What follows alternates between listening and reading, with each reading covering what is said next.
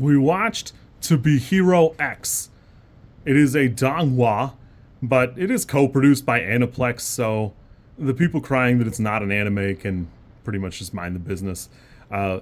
It's really not that deep. I don't really, whatever. Hold on.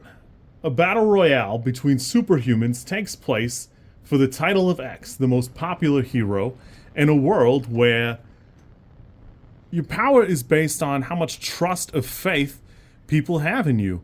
I can't really find a summary that really encapsulates it. A lot of this is tied up in 3-episode arcs and vignettes of the different characters. Weirdly, a couple of times I hesitated and went, well, maybe this one should have been first. And the answer is everything should probably be 4 episodes and just be a little bit more. The show runs about 24 episodes, and the first 6 have like a real crisp mixed media. I personally think that the show is at its peak when it's doing that, because there's some bits that look a little bit like Arcane. It's got the 3D cell shaded bit. There's a couple different anime styles. There's like a cool cartoony one. There's a couple that are just not my favorite thing ever. But I really do think that the show is at its peak when it's switching between these different, like, not mediums, I suppose, but basically when it's doing like a mixed media thing. The whole thing stays pretty fun. I gotta be honest with you, in order to slowly walk you towards understanding the mechanics of the world and the limitations of the world are presented to you, there are a couple of times that like a short story will not scratch fully the itch, but as somebody who gets really hyped up when it's like a superhero thing, but presented in kind of an unconventional manner, I loved this. I thought this was great. I loved Taiga and Bunny, and if this is your kind of thing, I think you'll really enjoy it. For the most part, it stays pretty fun and pretty interesting. There are a couple of times that I really did want more, or I wanted to see more of something. Presumably, I'm going to title this as Season 1. I'm guessing there will be a Season 2. Everything about the show has lent itself to imply that there will be more, and really all of the storytelling has left like a lot of open ends to all of the things here.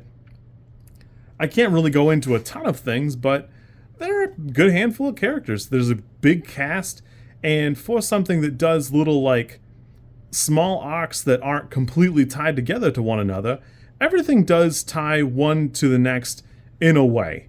Maybe not directly, maybe not in the way you would think, but if you like this kind of thing, I think you'll really enjoy it. The music's great. The director has some great things under his belt. It's worth noting that Hiroyuki Sawano has been in a ton of things. I think we're going to look back upon this as he was this generation's Yoko Kanno in a lot of ways, but sheesh. I really did find myself wrapped up, even in characters I didn't think I would like that much. I did find a lot of enjoyment in them. There are a handful that, I didn't think Lucky Cyan would really be my thing, but by the end of her arc, I was kind of rooting for. Or Lowly had a lot of great moments in it.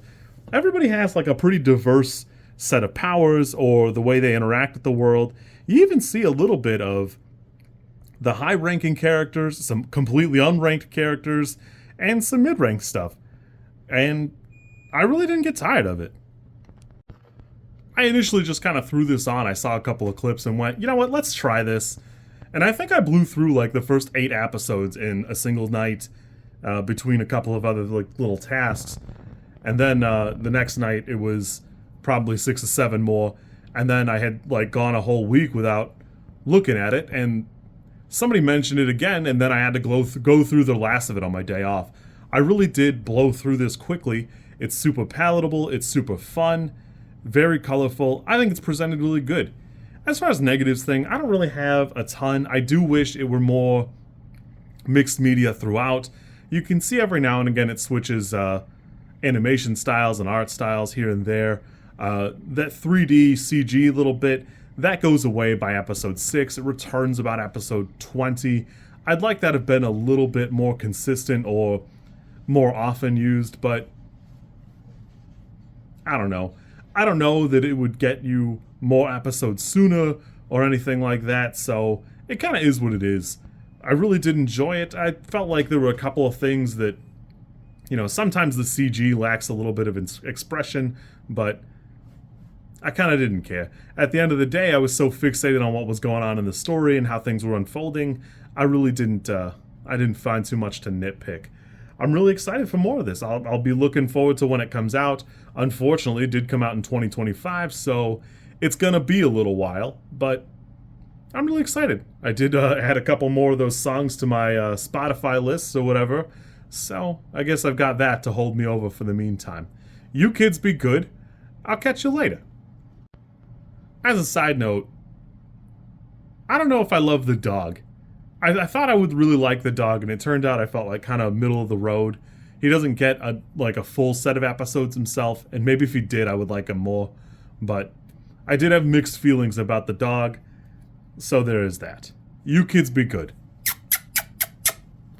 If you like this content, I'm supposed to ask you to like, comment, and subscribe. I think like is here, and comment is probably down there, and subscribe over there somewhere too. I think. I don't know how many times this like snippet is gonna make it into a video. Everybody says you should do it this way, and I always thought it was just like an annoying thing other YouTubers did. And as you know, I am bad at editing, so if you like it, great. I'm happy for you. If you don't like it, I'm sorry.